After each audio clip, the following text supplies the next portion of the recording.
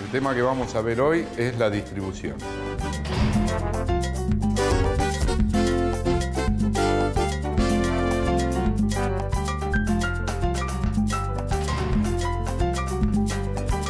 Buen día.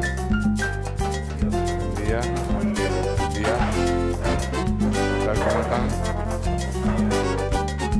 Bueno, ya como sabemos, hoy vamos a ver el mecanismo o el sistema de distribución. Habíamos visto los ciclos del motor y el movimiento del pistón dentro del cilindro y cómo se abrían y cerraban las válvulas. ¿Se acuerdan de eso? La distribución, como sabemos, es la encargada de manejar la entrada y salida de los gases dentro del cilindro. Deja entrar la mezcla fresca sin quemar dentro del cilindro y salen los gases quemados por el escape. O sea, teníamos la admisión y el escape, ¿correcto? Si bien son piezas que son móviles, en lo que es el motor, lo analizamos separadamente porque cumple una misión específica, que ya la nombramos, era dejar entrar y salir los gases adentro del cilindro. Bueno, vamos a nombrar las piezas que componen mi mecanismo de distribución. El primero que lo maneja es el árbol de levas, que tiene tantas levas como válvulas tenga ese motor. Ese árbol de levas recibe movimiento del cigüeñal por un sistema de transmisión, que podemos tener tres tipos de sistema de transmisión. Tenemos engranajes, tenemos cadena de distribución y correa dentada de distribución. El árbol de levas puede estar colocado en el bloque de motor. En ese caso vamos a tener un botador que sigue el movimiento de la leva, una varilla levantaválvulas, un balancín, un eje por donde se mueven esos balancines. En el árbol de levas también vamos a poder encontrar un piñón, un engranaje, que es el encargado de mover el distribuidor y la bomba de aceite, en muchos casos cuando está en el cárter. Después tenemos el otro sistema, que tenemos el árbol de levas en la culata o en la tapa de cilindro o en cabeza. Lo pueden encontrar de esas maneras, escrito en la bibliografía. Puede tener accionamiento igualmente por balancines o accionamiento directo. O sea, la leva tiene un seguidor, que es el botador o taqué, también lo pueden encontrar como el nombre de taqué, que va a seguir el movimiento de la leva, y ese taqué actúa directamente sobre la válvula. Podemos tener un solo árbol o dos árboles de levas. Está en la cabeza. Actualmente se está utilizando el doble árbol de leva a la cabeza para manejar mucho mejor las distribuciones de nuestros motores, porque podemos tener 2, 3, 4 o 5 válvulas por cilindro, lo más normal que podamos ver hoy en la calle. Si tengo 2, una es de escape y otra de admisión. Si tengo 3, 2 van a ser de admisión porque es la parte más comprometida, llenar el cilindro, y una de escape. Si tengo 4 válvulas, 2 y 2, y si tengo 5, son 3 válvulas de admisión y 2 de escape.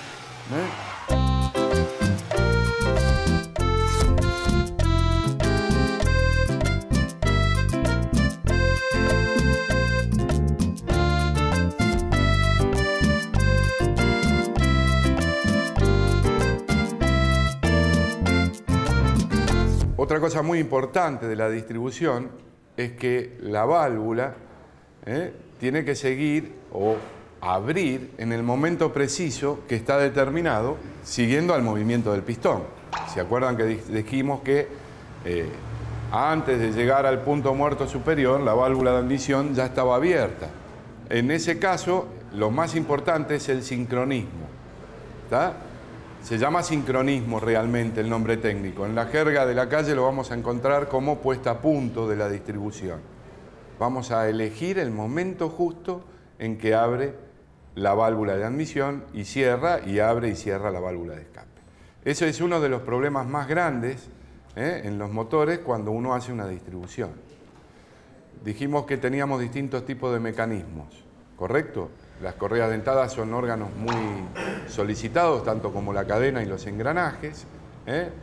Sufren los esfuerzos de abrir y cerrar las válvulas, y cualquier desgaste, o sea, en las transmisiones mecánicas, sin correa, o sea, las de cadena o engranajes, podemos sufrir desgastes, y esos desgastes, ese estiramiento de la cadena, ese desgaste del engranaje, provoca un desfasaje en el sincronismo.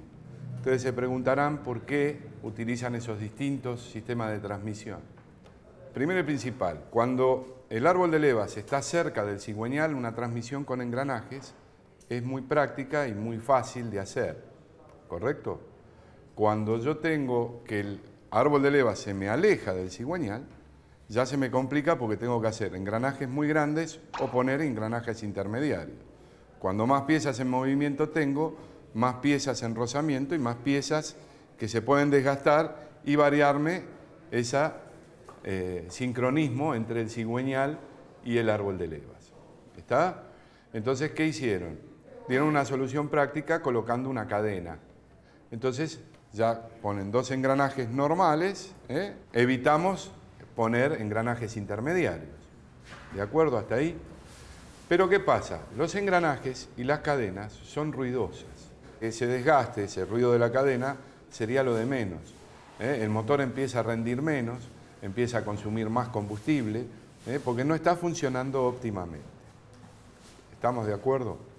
Lo que logramos después de eso, para que hiciera menos ruido, era colocar una correa dentada de distribución. Es una correa de goma con fibras de Kevlar que soportan mucho esfuerzo de tracción, y hicieron una cadena dentada.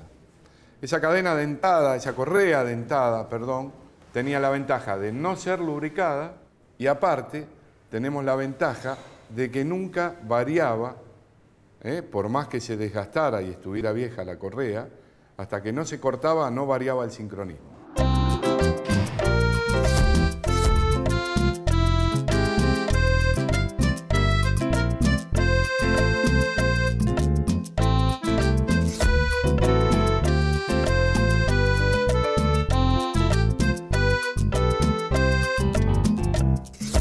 Si entendieron o tienen alguna pregunta, pueden comenzar a hacer alguna preguntita al respecto de este sistema.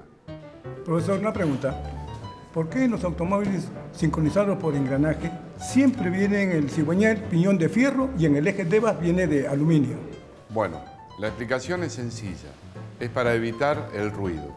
En algunos motores han venido de una fibra especial que no era metálica tampoco, no de aluminio. Vienen para evitar que haya tanto ruido, se ponía de otro material. ¿Alguna otra pregunta? Profesor, ¿cuál de los tres sistemas de distribución le parece más conveniente? Según lo que uno quiera de ese motor o para qué lo utilicen a ese motor. Para cada utilización, el fabricante vuelve a utilizar un sistema o el otro. Fíjate que actualmente estábamos usando correa dentada para todos los automóviles. Ya hoy hay motores nuevos que vienen con transmisión a cadena de nuevo. ¿De acuerdo? ¿Alguna otra? Mi pregunta es, profesor, con respecto a las válvulas. ¿Por qué la diferencia de tamaño de la válvula de admisión con la del escape? Y mi segunda pregunta es, tengo entendido que dentro de la cámara, en el momento de la expansión hay una presión y una temperatura alta. Si las dos válvulas están hechas del mismo material, ¿o cuál de ellos soporta o trabaja más? Esa era mi pregunta. Con respecto a la primera pregunta, la válvula de admisión es más grande debido al que es más difícil llenar el cilindro que vaciar. Y la temperatura, cuando se produce la combustión, no es tanto el problema en las válvulas cuando están cerradas. El problema lo tiene la válvula de escape cuando está abierta. que no tiene a dónde disipar la temperatura. La misma válvula está compuesta de dos materiales. El vástago es uno y la válvula de escape tiene otro material que resiste más las temperaturas. ¿De acuerdo? Profesor, otra pregunta. Con respecto al sincronismo y la puesta a punto, yo quería saber si hay una forma uniforme de hacerlo en todos los motores de nasteros o de este tipo ciclo Otto del que estamos hablando, o si hay un modo distinto que varía de acuerdo a la marca o fabricante del motor. Los distintos sistemas o distintas maneras de sincronizar los motores lo va a dar el fabricante. Igualmente hay un solo sincronismo que va a estar dado en el reglaje del árbol de levas. O sea, si yo pusiera un instrumento en el cigüeñal y mido los grados de giro del punto muerto superior antes del punto muerto superior, 10 grados, digo, o 15 grados, abre la válvula de admisión, entonces yo la pongo que a los 10 grados abra la válvula de admisión, ya la estoy sincronizando. Lo mismo hago con el escape, por ejemplo. ¿Está? Ayudándome con ese discogrado para colocar a punto, no necesito nada más. Las marcas y todo. Hoy actualmente se utiliza mucho el trabar los elementos. Se traba el árbol de levas, se traba el cigüeñal, se colocan los engranajes, se estira la correa, se apretan, quedan terminados ahí. ¿Estamos? Bueno, entonces ahora en el próximo paso que vamos a hacer es desarmar una distribución para ver las partes que lo componen, el mecanismo de transmisión que tenemos para ver acá de cadena de distribución. Ahí vamos a ver cuando hay desgaste qué es lo que pasa y cómo se puede sincronizar en esos casos este mecanismo. ¿De acuerdo?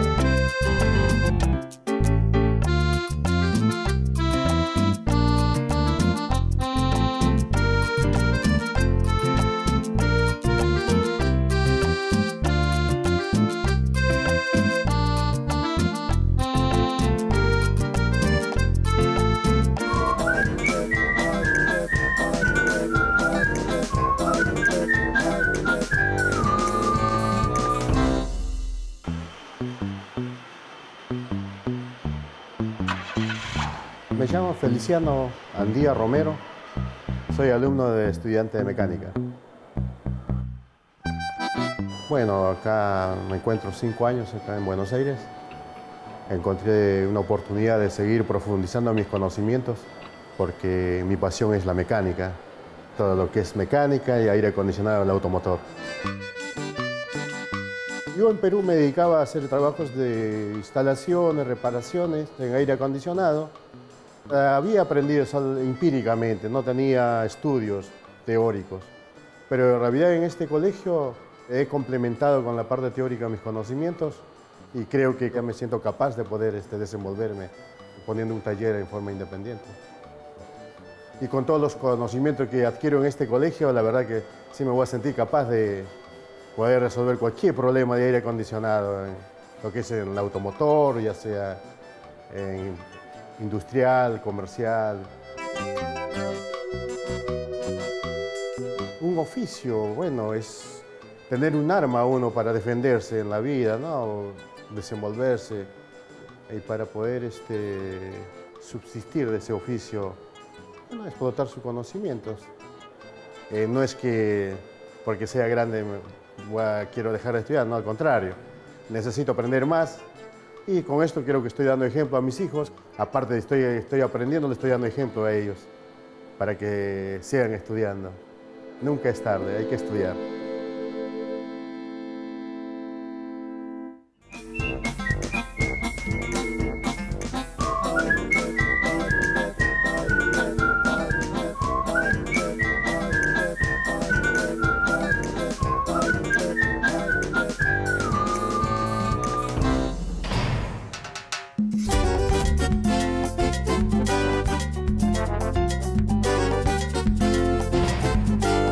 herramientas que utilizamos hoy son llaves combinadas milimétricas, tubos milimétricos y prensaválvulas. Bueno, acá ahora lo que vamos a ver es todo el mecanismo de distribución. Por ejemplo, tenemos escape, admisión, admisión, escape, escape, admisión, admisión y escape de cada uno de los 4 cilindros. Estos conductos, tanto como el múltiple, que en este caso falta, también es parte de la distribución, como el múltiple de escape, o sea, los caños por donde va a evacuar los gases para que salgan del motor. Bueno, lo primero que vamos a hacer, vamos a desarmar nuevamente la distribución. Sacamos la polea de distribución, sacamos el cárter de la distribución.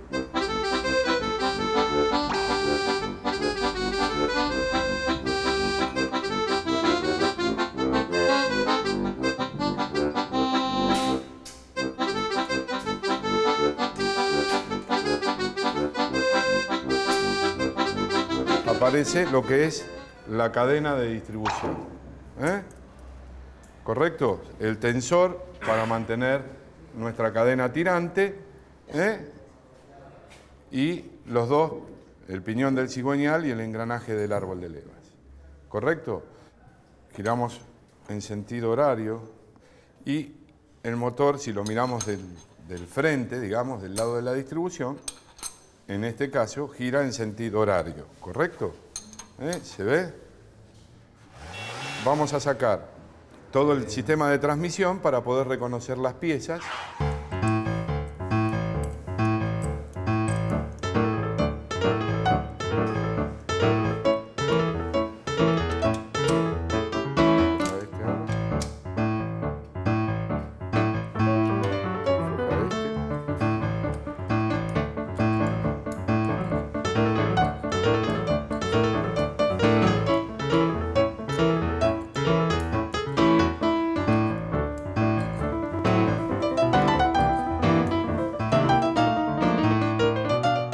Sacamos la tapa.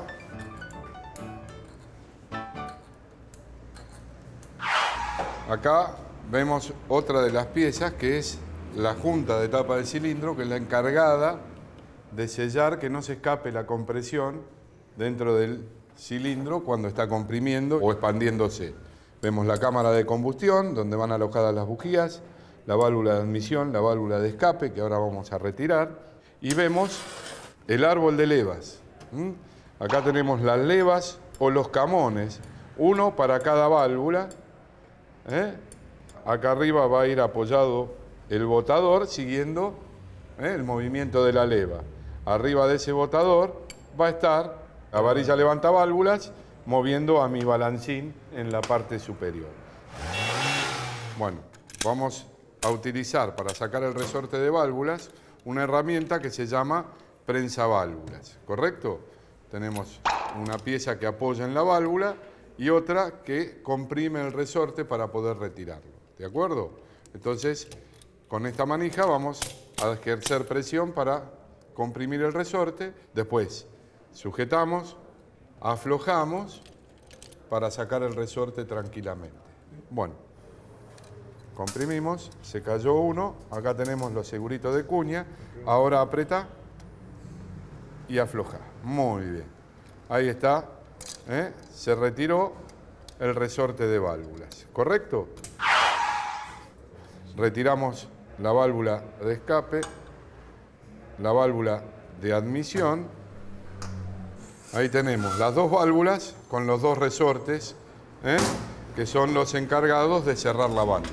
El nombre real es una válvula de plato en la que tenemos la cabeza de la válvula y el vástago de la válvula que se mueve dentro de la guía que está insertada en la tapa. Acá vemos el huelgo que tiene la válvula para que pueda moverse y apoyar en su asiento. ¿De acuerdo? Tenemos acá que es el asiento de la válvula, que es cónico, y ustedes ven que tenemos una superficie que después del cono le llamamos margen de la válvula, que tiene que tener un espesor que no puede bajar de un mínimo, debido a que a la alta temperatura que hay dentro de la cámara, el borde se pondría incandescente y me encendería la mezcla antes de que salte la chispa de la bujía. Acá pueden ver perfectamente la diferencia de diámetros de la válvula de admisión a la válvula de escape. Y la cabeza de la válvula, o sea, de acá para acá, es de otro material que el vástago. Habíamos hablado que tenía un baño de un metal muy duro para hacerla mucho más dura el asiento. Aparte de ver el asiento, vemos el conducto, ven que pasa de lado a lado. Este es el de admisión y este es el de escape. Profesor, una pregunta. En un motor de mayores revoluciones, ¿hace falta un resorte que tenga más tensión? Sí, aumenta la tensión del resorte y a veces un solo resorte no basta. Hay que ponerle 2 resortes de válvula. Los motores actuales, la mayoría, vienen con un resorte exterior y uno interior para evitar el rebote de la válvula. Gracias, profesor. ¿Alguna pregunta más? Sí, profesor. ¿Por qué en algunos motores una de las válvulas viene imantada? En realidad, las válvulas no tienen que estar imantadas. En los vehículos de competición se hacen válvulas de acero inoxidable para que no sean magnéticas. O sea, son antimagnéticas. En un auto de calle no hace falta, pero en realidad no tienen por qué estar imantadas. Ninguna pieza del motor tiene imán excepto los generadores de corriente.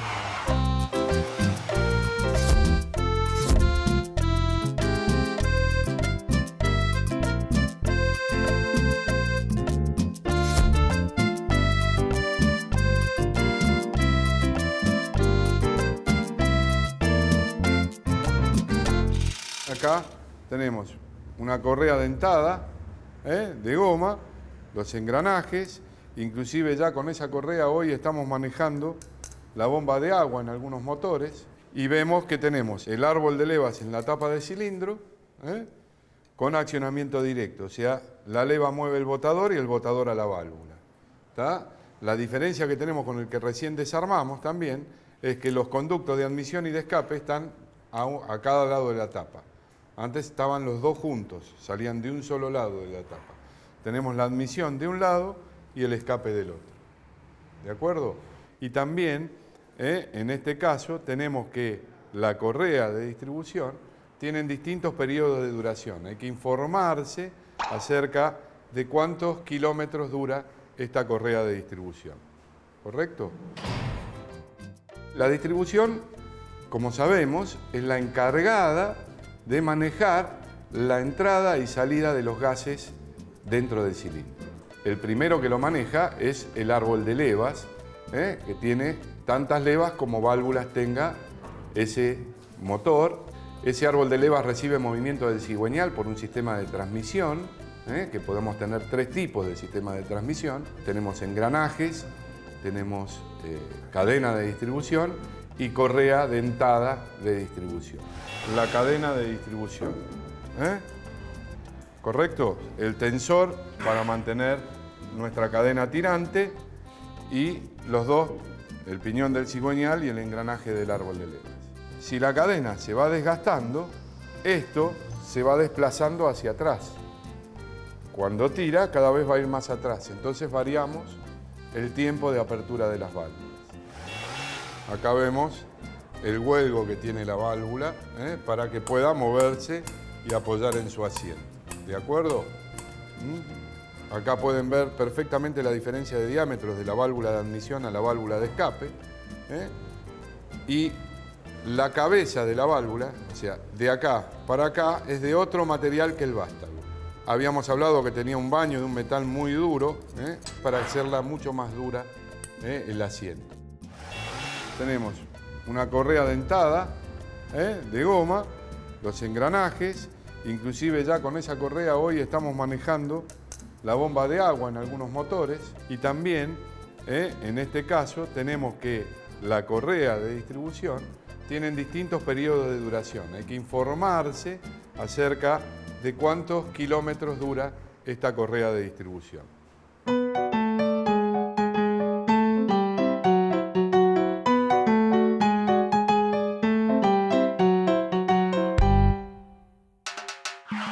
Bueno, con esto, si no hay ninguna pregunta, damos por terminada